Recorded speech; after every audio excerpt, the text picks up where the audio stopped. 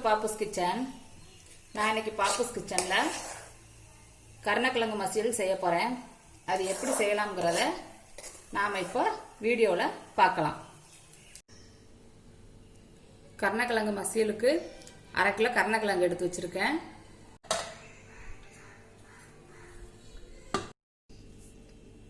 Lemon size புளி எடுத்து ஊற வச்சிருக்கேன். கருணக்கிழங்கு அவிச்சு நல்லா மசிச்சு எடுத்து வச்சிருக்கேன். ஒரு சின்ன குழிக்கரண்டி அளவு எண்ணெய் ஊற்றிக்கிறேன்.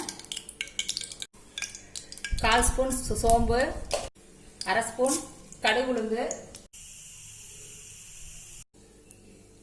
2 பச்சை மிளகாய்,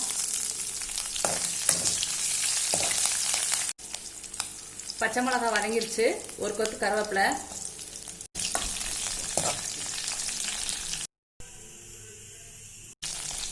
ஒரு பெரிய வெங்காயம் கட் பண்ணி வச்சிருக்கேன்.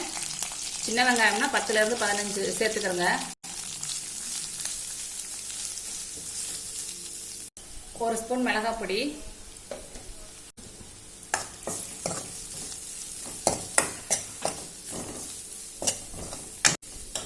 மிளகாய் பொடி நல்லா எண்ணெயிலே வதங்கட்டும். இப்போ ஒரு தக்காளி கட் பண்ணி வச்சிருக்கேன்.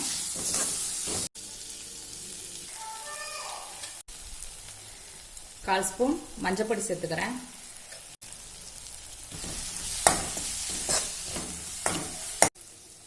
இப்போ நசுக்கி வச்சிருந்த கருணக்கிழங்க சேர்த்துக்கிறேன்.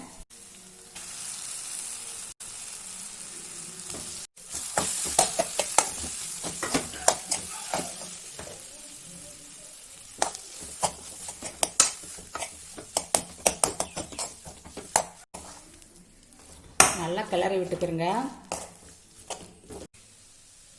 ஒரு ஸ்பூன் உப்பு சேர்த்துக்கிறேன். தேவையான அளவு சேர்த்துக்கிறேங்க. கூட கொஞ்சம் புளி தண்ணி ஆட் பண்ணிக்கிறேன்.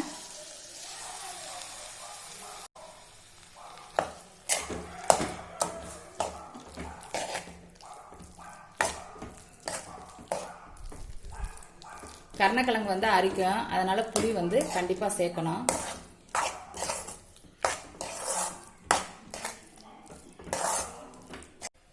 ஒரு 5 நிமிஷம் லோ ஃப்ளேம்ல மூடி போட்டு வேக வச்சுக்கிறேன்.